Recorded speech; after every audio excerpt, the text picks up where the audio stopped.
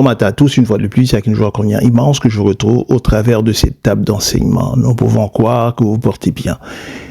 Eh bien, ce matin, comme à l'accoutumée, nous allons ce matin nous réfléchir ensemble parce que, tel que vous le savez, cette année nouvelle, alors que l'année 2025 a échu, et en cette année nouvelle, encore nous sommes des aspirants à l'enlèvement de l'Église. Et mes chers amis, nous sommes dans un temps précaire, dans un temps de toute urgence dans laquelle que l'Église doit se préparer à la rencontre de l'époux. Et cette année 2026, nous disons bien, n'est pas exempt de l'année 2025. Encore cette année, nous allons nous montrer attentifs à toute actualité concernant les prophéties et concernant qui ont un lien avec l'enlèvement de l'Église. Et vous savez bien, mes chers amis, que nous sommes au temps de la fin. La Bible nous informe que l'enlèvement de l'Église surviendra comme que cela a été du temps de Noé. Du temps de Noé, que faisaient les hommes au temps de Noé, c'est que les hommes vivaient leur vie, s'amusaient. Les hommes prenaient du bon temps. Ils prenaient du bon temps. Il y avait toutes sortes de choses qui se véhiculaient. Les hommes et avait beaucoup d'allèchements pour des autres hommes, tels que il y avait la présence d'homosexualité et il y avait la présence de toute forme de débauche. Eh bien, c'est ce dont aujourd'hui, alors que nous sommes dans les ères modernes, les temps contemporains, eh bien, nous vivons ces choses-là. Nous vivons ces choses-là au niveau exponentiel. Lorsque nous portons regard, nous voyons que le monde aujourd'hui est complètement perdu. Le monde est complètement perdu et le monde va jusqu'à soustraire Dieu dans toutes les institutions, les écoles, soustraire Dieu dans toutes les communautés. Alors, nous sommes vraiment dans un temps précaire, mes chers amis. La Bible nous informe qu'il en sera tel qu'au temps de Noé. Au temps de Noé, il s'agissait que les hommes mariaient leurs enfants et les hommes s'en déchiraient entre eux. Il y a également l'allèchement entre hommes et hommes. Et ils pratiquaient vivement l'homosexualité. Et dans le temps que nous sommes, dans le temps contemporain, les choses n'ont guère changé, bien au contraire. Les choses se sont devenues sur une forme exponentielle. Lorsque nous portons un regard sérieux au niveau de nos communautés, au niveau mondial, nous voyons que il n'y a pas un contrée que nous pouvons dire que bon voilà ce contrée-là a su garder ses vertus, des choses honorables, des choses enviables. Non, aujourd'hui tout le monde est devenu mondialisé par ce qui est malsain, et aujourd'hui ce qui est noble, ce qui est sacré, aujourd'hui est propulsé en avant de la scène, est propulsé en avant afin que cela soit un sujet de moquerie. Et nous voyons également aujourd'hui que il n'y a plus d'hommes, plus de femmes, et les hommes qui veulent devenir des femmes, et des femmes qui veulent devenir des hommes. Et je me désole à voir cela, que des femmes dans le contrée que nous sommes, des femmes qui sont simplement jetées à la rue parce que elles n'arrivent tout simplement pas à suivre l'économie, à suivre la cherté de la vie. Et ces femmes sans le sou arrivent maintenant à être jetées à la rue, dorment à la belle étoile, dorment dans les temps de grande froideur. Il était dit que il y a quelques jours de cela, qu'il y avait plus de 200 femmes dans le contrée de Québec qui étaient sans logement et qui vivaient de manière littéraire à la rue, alors que le gouvernement, alors que le système va débourser jusqu'à même entre 20 à 60 000 dollars afin que un homme, si l'homme montre le désir de changement de sexe, alors il a une couverture par la rampe qui peut le permettre de réaliser ce souhait, et la rampe couvre jusqu'à 60 000 dollars afin qu'il puisse aller à un changement de sexe. Voilà la société que nous sommes aujourd'hui. C'est une société qui est complètement, qui s'écroule devant nous. C'est une société qui est sans lendemain. Alors c'est le Seigneur, alors qu'il était en présence de sa garde rapprochée, il était en présence des 12, et comme à l'accoutumée, il alla de quelques enseignements. Et de ces enseignements, le Seigneur aimait présenter ses serments, présenter ses enseignements en tirant cela d'une parabole. Et au niveau du Nouveau Testament, le Nouveau Testament compte jusqu'à 30 à 40 paraboles. Eh bien, le Seigneur s'inspira de cette parabole, la parabole des 10 vierges, dans laquelle que 5 étaient sages et les 5 autres étaient folles. Eh bien, qu'arriva-t-il? C'est qu'en cette journée, et cette journée ensoleillée, et les vierges étaient ensemble, alors ils se sont dit entre eux, allons au magasin, nous procurer une lampe. Et bien, c'est là qu'ils ont fait la démarche, alors qu'ils étaient ensemble, dialoguant, faisant le chemin ensemble. Et maintenant, arrivé à un carrefour, il traversa la rue, et maintenant, maintenant, elle se trouve devant le magasin. Et elle tire la porte et y entre. Elles arrivèrent auprès du magasinier, auprès du vendeur, leur faisant savoir leur but, leur faisant savoir leur désir de s'acquérir 10 lampes. Alors, ils ont salué le magasinier par courtoisie et par principe. Alors, le magasinier les a suggéré d'acheter celle-ci. Et alors, elles ont dit qu'elle acceptait l'offre qui était proposée. Le prix était un prix quand même acceptable. Alors, ils achetèrent 10 lampes, dans lesquelles ils séparèrent de ces lampes. Les 5 vierges sages ont pris 5 lampes, et les 5 vierges folles ont pris les 5 autres. Mais il est trouvé alors qu'ils ont réglé l'addition, ils ont payé la facture. Au moment maintenant de traverser la porte en s'en allant, et juste avant de traverser la porte, il s'agit que les vierges sages, tout pleines de sagesse, se sont dit entre eux, il nous faudrait nous assurer d'avoir avec nous de l'huile de réserve. Nous faut de l'huile de réserve. Alors, c'est donc qu'ils font. Maintenant, ils ont eu à se retourner auprès du magasinier, leur faisant savoir leur intérêt pour cette huile de réserve, et le magasinier leur offrir l'huile au travers des vases. Mais les vierges folles, quant à eux, n'ont pas pris d'huile parce que elles ne trouvaient pas que cela c'était nécessaire. Donc, elles partirent. Et maintenant, arrivé du magasin, arrivé maintenant à la maison, elles posèrent la lampe, et ensuite elles s'affairent à de multiples tâches telles que passer la balayeuse, faire l'époussetage, également préparer les mets afin que la famille puisse manger, et puis amener la gaieté, parce que la nourriture amène une forme de joie.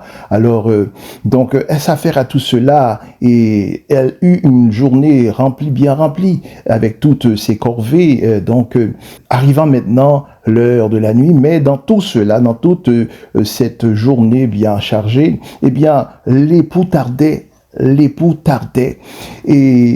Et compte tenu que l'époux tardait, alors elles se sont assises, elle a pris un temps de repos bien mérité, et donc dans tout cela, et elle vint par s'assouplir Elle vint par s'assouplir et même s'endormir. Et la nuit maintenant vient prendre place, les heures défilent, il est maintenant 8 heures, il est 10 heures, le soir arrivant, maintenant il est minuit. Mais toutefois, à l'heure de minuit, il arriva un incident qui est de toute attente.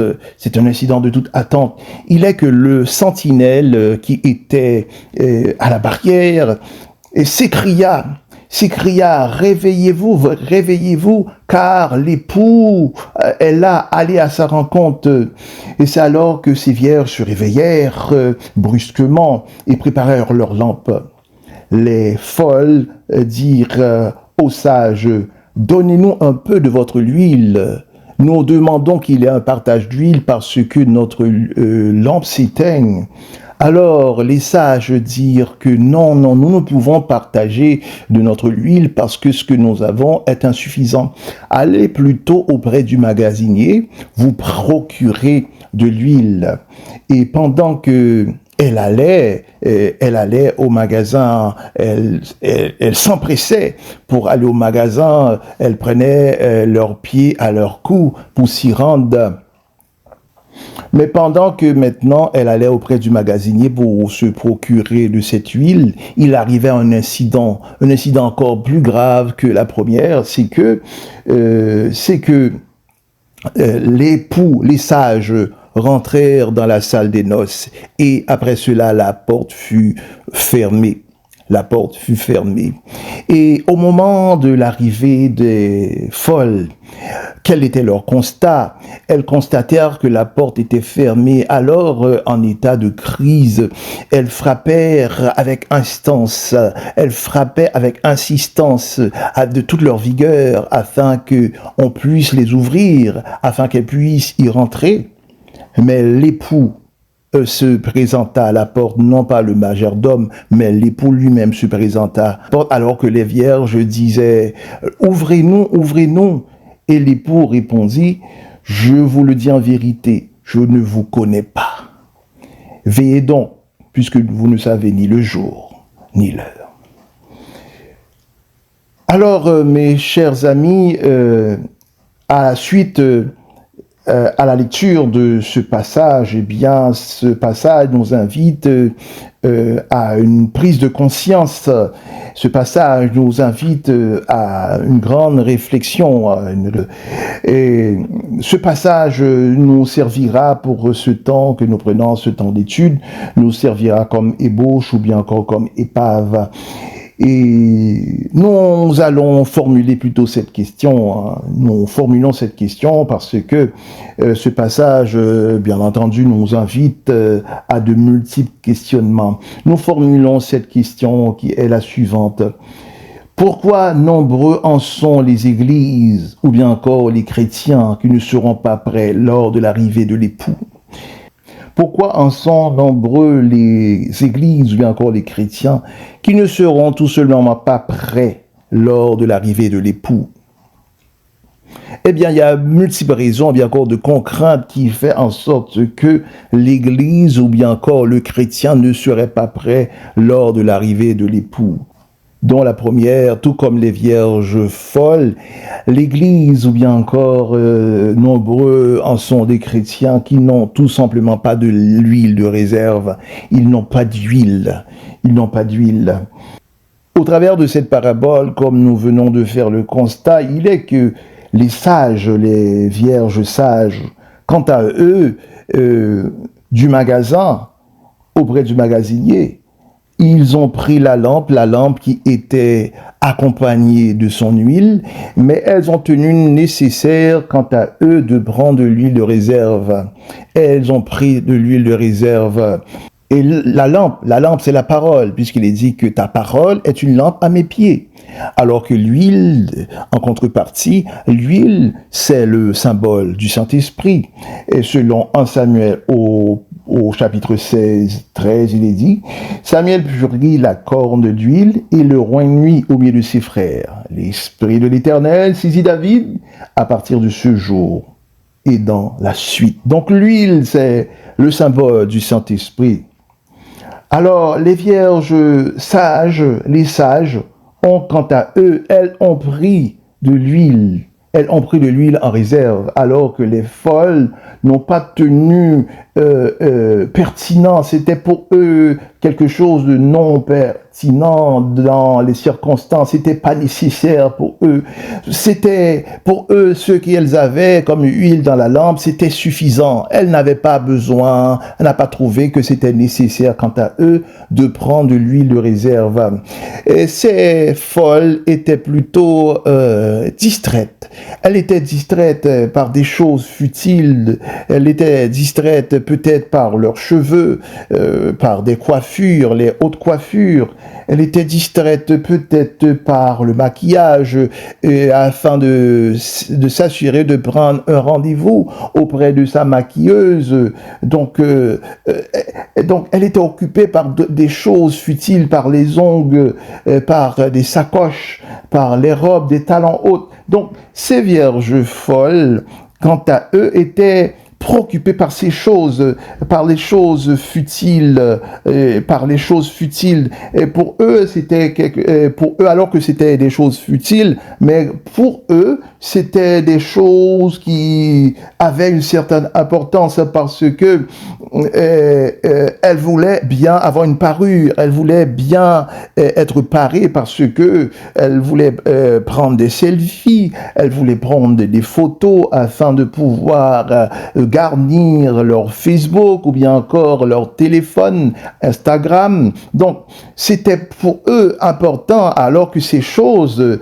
lorsque nous les mettons à l'échelle, et nous voyons que ce sont simplement des futilités. Alors que les vierges sages, bien que nous sommes dans un contexte prénuptial, donc nous pouvons comprendre dans un certain sens pourquoi qu'elle voulait, elle mettait du temps à ces choses, à la coiffure, à ces choses-là, parce que nous sommes dans un contexte prénuptial. Mais les vierges sages également avaient aussi un temps à consacrer à ces choses-là, parce que lorsque nous sommes dans un contexte prénuptial, nous devons nous trouver à notre meilleur, à la meilleure version de nous-mêmes. Alors les vierges sages également avaient également à s'assurer que la coiffure qu'elle avait, c'est une coiffure qui était convenable, et la robe qu'elle avait apportée, la robe de mariage, et la robe pour le bal, également pour la réception. Donc, elle également, elle était affairée à ces choses. Mais ce que nous devons comprendre, alors qu'elle était affairée à ces choses, mais c'était de manière spirituelle. Elle s'affairait à cela de manière spirituelle. Donc, les cheveux, quant à elle, la coiffure haute, c'était la consécration, parce que nous savons que Samson a reçu l'onction dans ses cheveux. Elle était également à la prière. Elle était à la prière. Le maquillage, également, le maquillage que à chaque fois, si le maquillage est manquant, à chaque fois, il y a une reprise, eh bien, c'est la prière incessante. Elle avait également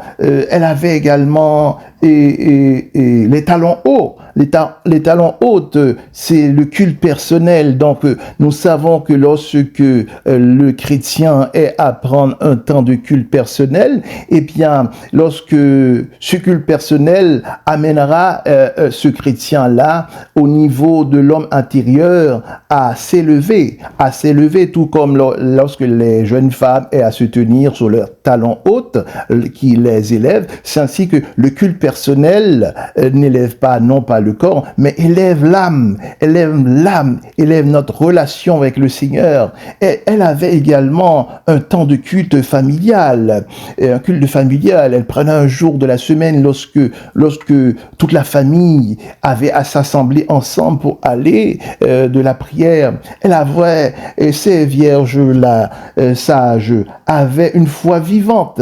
Elle avait une foi relationnelle avec le Seigneur. Elles étaient fidèles dans leur marche. Elles montraient également une vie qui était complètement soumise au Seigneur dans l'obéissance. Donc, ces vierges sages, ou bien encore ces sages, leur vie était imprégnée de la présence de Dieu. Elle était remplie du Saint-Esprit. Et les folles, quant à elles, bien qu'elle avait l'air chrétienne, alors que elle s'arrêtait à ces choses, le paraître, elle s'arrêtait au paraître, dont les sages comprirent que l'apparence qu'elle devait refléter, c'est l'apparence intérieure et non celle de l'extérieur. Et selon 1 Pierre 3, il est dit, et non cette parure extérieure qui consiste dans les cheveux tressés, les ornements d'or et les habits qu'on revêt, mais la parure intérieure est cachée dans le cœur, la pureté incorruptible d'un esprit doux et paisible qui est d'un grand prix devant Dieu. Donc, c'était la parure intérieure qui est cachée dans le cœur. Donc, les vierges sages avaient compris la chose. Elle avait compris la chose. Et ces folles avaient cette parure plutôt extérieure. Elle était habillée de manière vulgaire, avec des robes moulantes qui mettent en évidence leur forme. Donc, elle avait également apporté des longues ongles avec des couleurs rouges, vertes, des ongles multiples couleurs. Donc, ils ne reflétaient pas la sainteté, cette parure intérieure. Elle sortait également, elle avait à sortir avec des amis du monde, des païens, elle se tenait avec des païens. Donc, et souvent, elle fut invitée à les rejoindre dans les bars, dans les clubs. Donc ces folles avaient l'air chrétiennes. Elle avait l'air chrétienne parce que elle tenait un langage chrétien, elle disait que Dieu te bénisse, vous savez, Dieu est bon, alléluia. Donc, elle avait un langage chrétien, mais toutefois, elle menait pas cette vie-là. Elle avait le langage chrétien, mais elle n'avait dans leur vie rien qui reflétait cette vie chrétienne. Pourtant, elles se sont repenties un jour, allées à l'autel, elles se sont présentées à l'autel lorsqu'elles avaient à se repentir, et on les a mis au milieu des anciens, afin de prier pour eux. Et elles reçurent le Saint-Esprit. Après cela, elles reçurent le baptême d'eau. Elle était même membre de l'équipe d'accueil, également du comité de l'église. Elle était même monitrice d'école du dimanche. Elle était dans cette église, cette petite église là où elle reçut le Christ, elle reçut la nouvelle naissance, elle reçut la vie de Dieu. Mais quelque temps après, elle trouvait cette église trop petite. L'assemblée n'était pas du tout connue. Et le pasteur était un pasteur non pas populaire. Alors, donc pour elle, elle prenait cela avec mépris. Et par-dessus, le pasteur était insistant dans son message, la repentance. Le pasteur était insistant dans le message de la repentance. Alors, il se trouvait que cette église n'était pas pour elle. Alors elle eut à quitter ces folles, elle eut à quitter l'assemblée pour aller dans une église plus grande, une assemblée plus vivante, une assemblée où ce que le pasteur, que dimanche après dimanche, sur 52 dimanches, annonce la guérison divine, prêche la prospérité, et prêche la réussite personnelle, et prêche également comment découvrir et accomplir sa destinée, et où ce que on vous dit prépare-toi, ton miracle arrive, lève-toi, attrape ton onction. Donc c'est dans cette église-là qu'elle allait. Elle allait dans cette église-là. C'est ces églises qui sont des églises de la porte large. Ce sont des églises de la porte large. Elle allait à ces églises. Et nous savons que le Seigneur a dit de ces églises, de ces pasteurs, au dernier temps, ils diront, Seigneur, n'avons-nous pas prophétisé en ton nom? N'avons-nous pas chassé des démons par ton nom? N'avons-nous pas fait beaucoup de miracles en ton nom? Eh bien, le Seigneur leur dira ouvertement que je ne vous connais pas, dehors, serviteurs de l'iniquité. Ne vous faites pas dupe par un pasteur parce que le pasteur fait montre d'humilité. Non, ne vous faites pas dupe par cela parce que nous savons de toute chose qui a de la valeur, eh bien, il y a le faux. Il y a le faux, il y a la vraie or et il y a également la or plaquée. Et il y a également l'humilité, la vraie humilité, mais il y a également le faux humilité. Donc il y a des pasteurs que vous pouvez croire, vous pouvez comprendre qu'ils sont humbles, qui vivent une vie dans l'humilité. Eh bien c'est de la fausse humilité. Cela c'est de la poudre aux yeux. Alors c'est la raison pour laquelle le Seigneur a dit il faut éprouver les esprits. Éprouve les esprits parce que les miracles qui sont faits à l'intérieur de ces enceintes, et souvent ce sont des miracles qui sont faits avec le concours des démons. Le concours des démons avec des pouvoirs occultes. C'est la raison pour laquelle que nombreux en sont des individus qui ont délaissé l'Église parce que ils ont été dupes.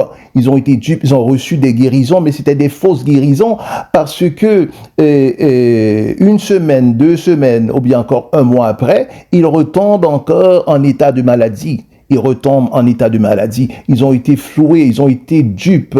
Et à cause de cela, ils délaissent l'Église, abandonnent le Seigneur pour retourner à la vie du monde. Alors, donc, il y a de la fausse humilité, mais la façon que nous devons évaluer un serviteur de Dieu, un pasteur ou bien un prophète, qu'il en soit le serviteur qui soit, c'est de savoir si ce serviteur craint Dieu.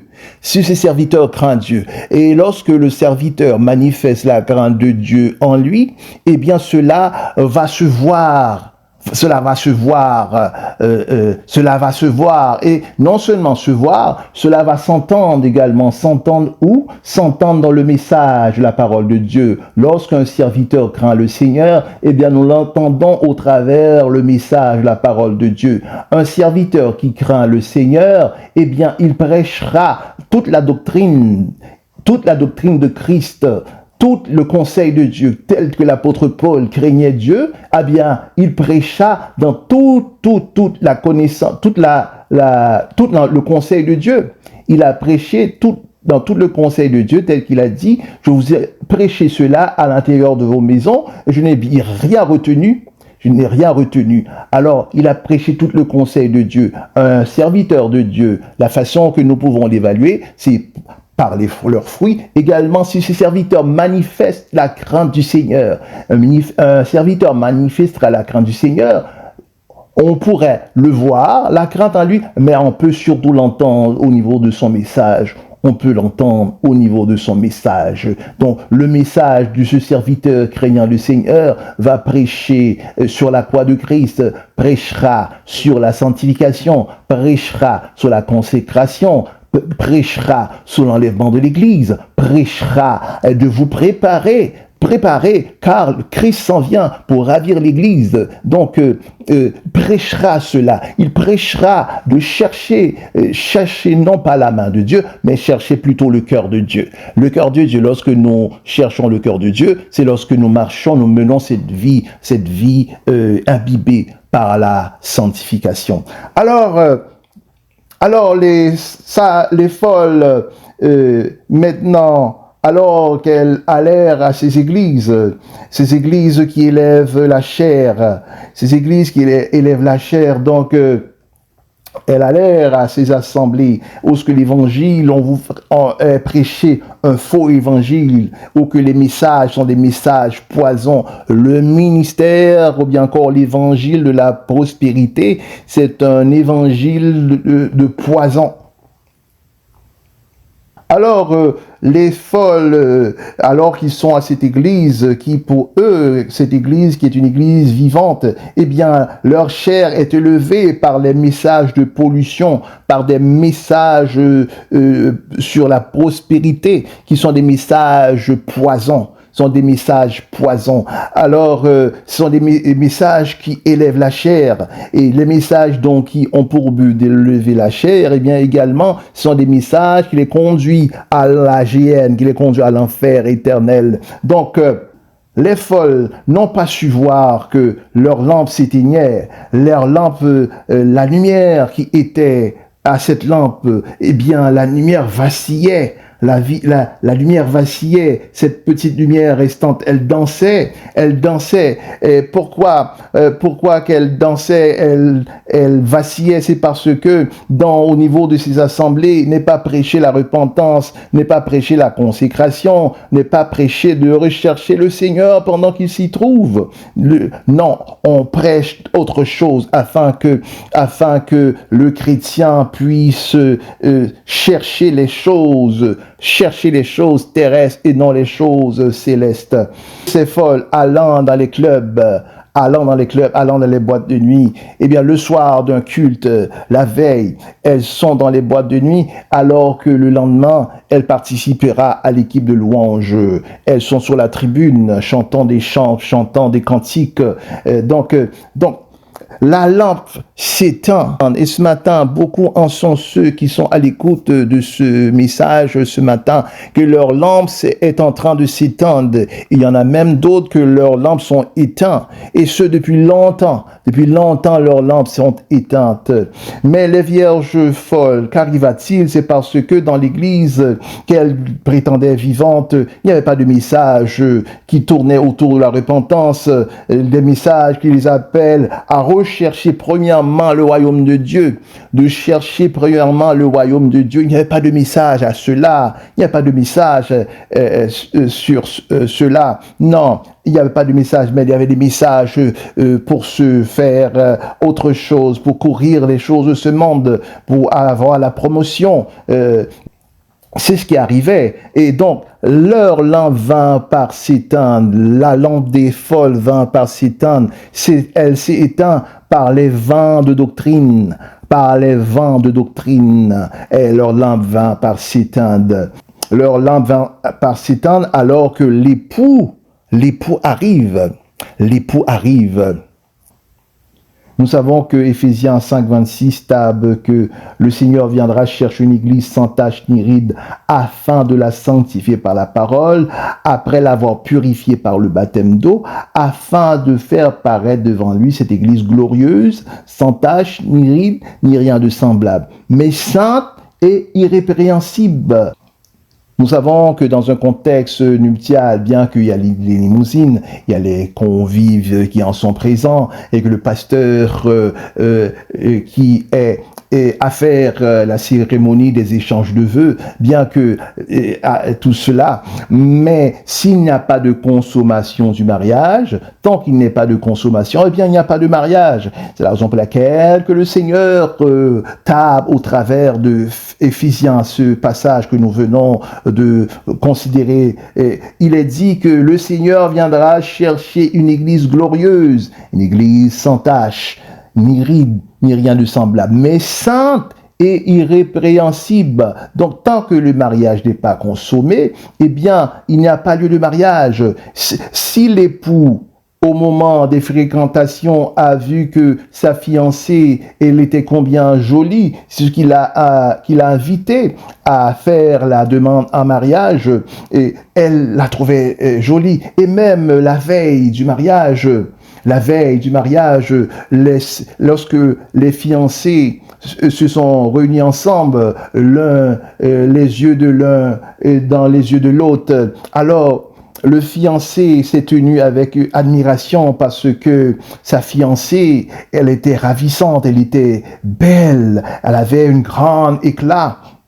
Elle avait un grand éclat par sa beauté, mais au moment maintenant de la cérémonie nuptiale, et qu'elle constate que sa fiancée, qu'elle avait vue pourtant dans les heures avant, et la fiancée, elle était resplendissante, mais la voilà maintenant alors qu'elle se présente maintenant au moment, au grand jour, et cette fiancée-là se présente, donc sa beauté, la beauté qu'il avait vue la veille, sa beauté est altérée, sa beauté qui non seulement est altérée, nous pouvons dire même qui est totalement volatilisée. Donc le fiancé peut dès lors annule le mariage. C'est la raison pour laquelle que le Seigneur a dit ici qu'il viendra chercher une église sans tache, une église sans tache, ni ride, ni rien de semblable, qui est saint et irrépréhensible, c'est-à-dire tout ce dont, lorsque le Seigneur viendra chercher l'église, si le Seigneur ne vous trouve pas glorieuse, ne vous trouve pas sans tache, ni ride, ni rien de semblable, eh bien, ce qui arrivera, c'est que vous ne saurez pas rentrer tout comme les folles dans la salle des noces. Par aucun motif, vous pourrez rentrer dans la salle des noces. Vous pouvez dire que j'ai participé à l'offrande à l'église. Vous pouvez dire également, je supportais le ministère. Vous pouvez dire également, j'étais musicien. Eh bien, le Seigneur vous dira tout comme les folles, je ne vous connais pas, je ne vous connais pas.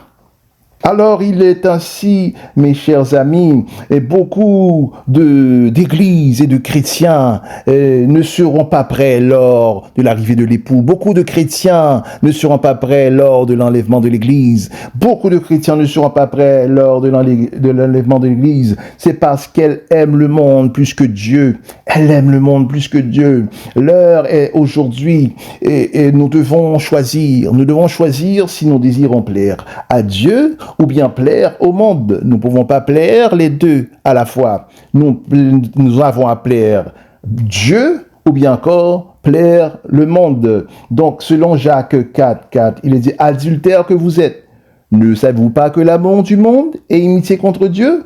Que celui donc qui veut être ami du monde se rend ennemi de Dieu. Donc, celui qui désire être ami du monde, eh bien, il se rend ennemi de Dieu.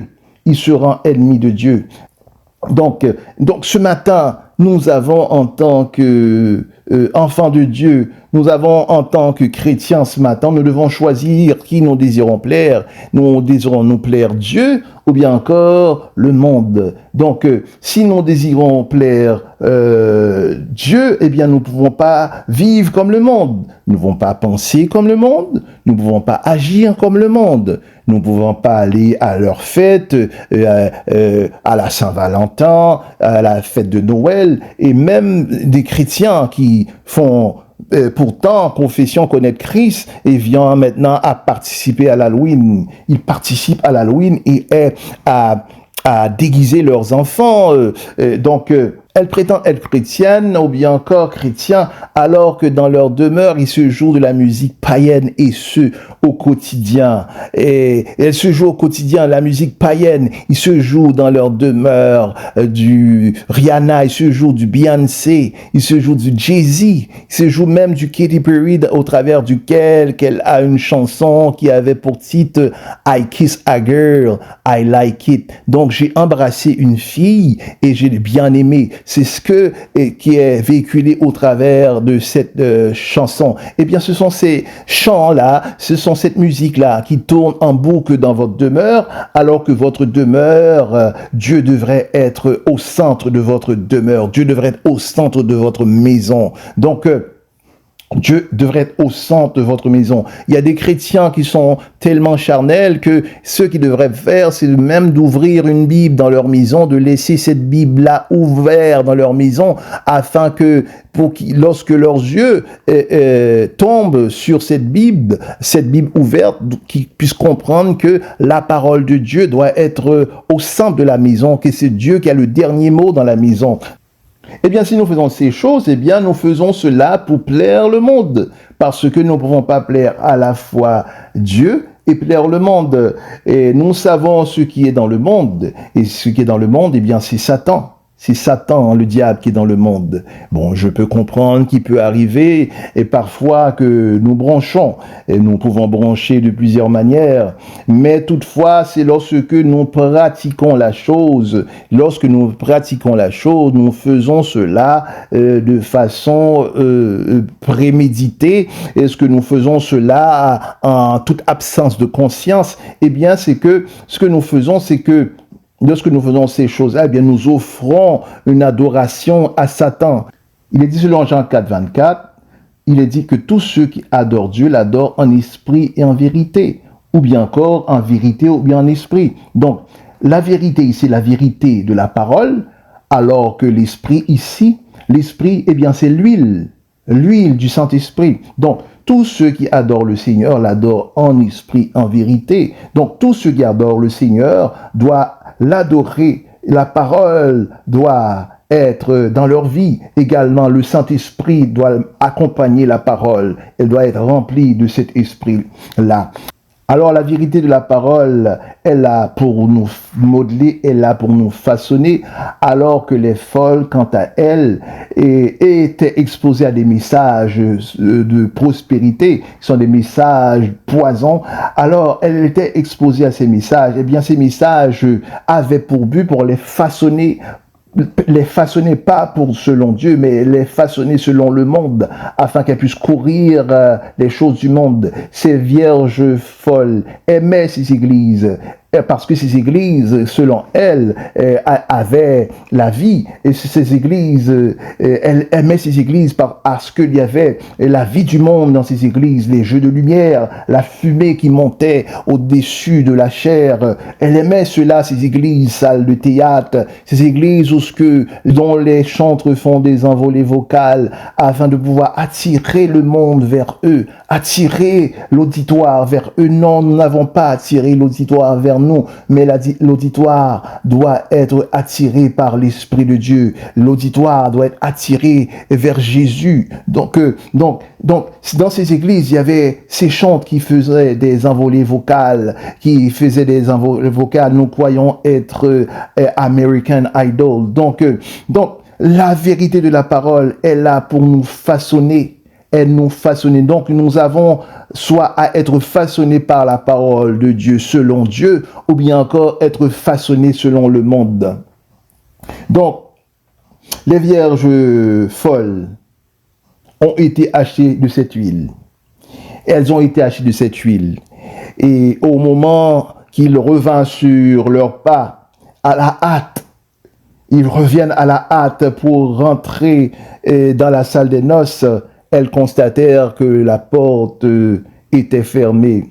La porte était fermée.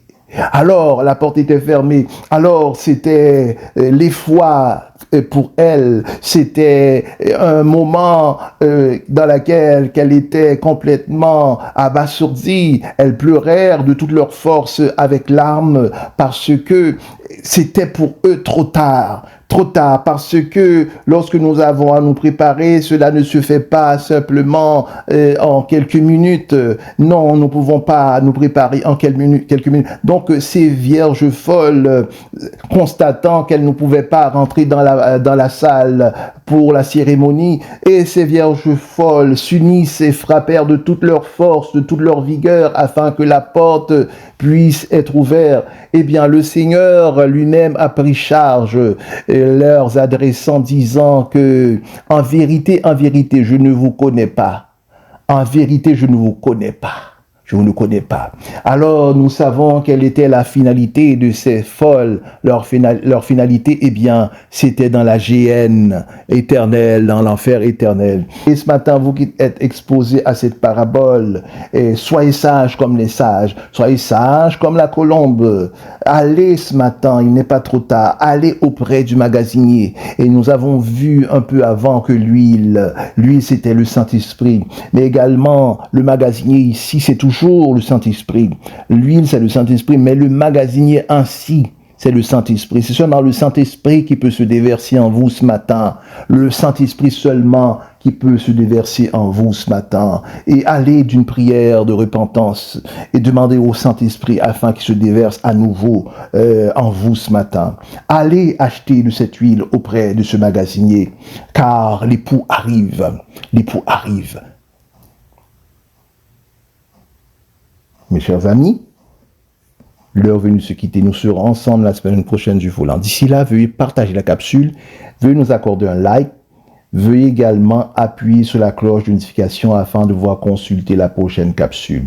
D'ici là, que Dieu puisse bien vous garder. C'est Pasteur Jade qui vous dit à la prochaine.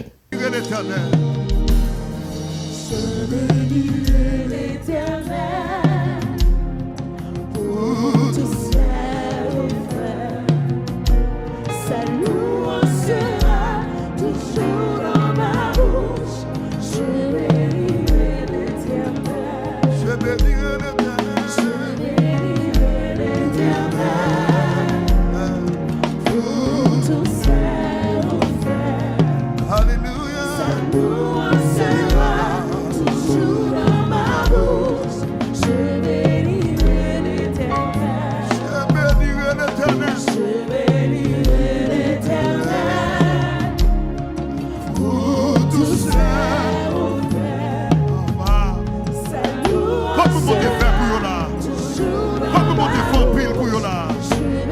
Levez mon dit ça non. Je bénirai l'Éternel. Pas quitter mon dit ça dans place. Alléluia. Oh. Sa louange sera toujours dans ma bouche. Je bénirai. Regardez, ouvrez des voix comme ça, dis ça. Je bénirai. Je bénirai l'Éternel. Ouais. Pour tout ses offert. Sa louange. Sa louange sera toujours dans ma bouche. Je bénirai l'Éternel. Mettez-moi là comme ça, dis je bénirai. Je bénirai l'Éternel. Pour tout ses offert. Sa louange sera toujours dans ma bouche. Je bénirai l'Éternel. Oh mon âme, mon âme, mon âme. Oh, mon âme, bénis l'Éternel. Bénis le Dieu d'amour. Oh, mon âme, bénis l'Éternel. Yes! Parce qu'il t'a fait du Levez mon beauty, mon âme, mon âme, mon âme, mon âme. Oh, mon âme, bénis l'Éternel.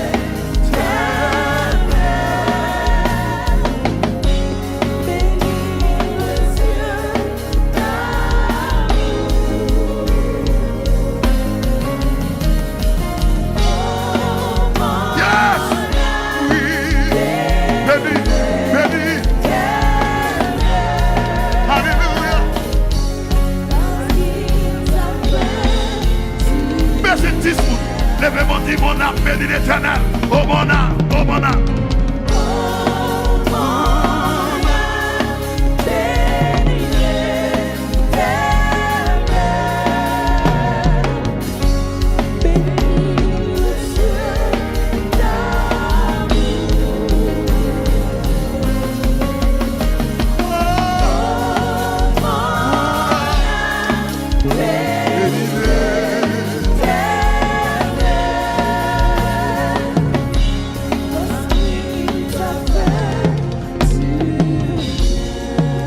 Je bénirai l'Éternel. Je bénirai l'Éternel pour tout ses offert. Sa louange sera toujours dans ma bouche. Je bénirai l'Éternel. Attendez, dis ça pour tout le monde, oui. Pour tout le monde, pour dire ça, oui. Je bénirai Dis ça pour tout le monde. l'Éternel pour tout Yes, ses Seigneur. offert. Alléluia. Sa louange sera Dis ça pour tout le toujours monde. dans ma bouche. Je bénirai l'Éternel. Est-ce que vous avez un monde encore qui dit je bénirai l'Éternel? Je bénirai l'Éternel Pour tout ça, offert. sa louange sera toujours dans ma bouche. Je bénirai Comme mon Dieu fait un puits pour lui. Levez mon dit je bénirai l'Éternel. l'Éternel.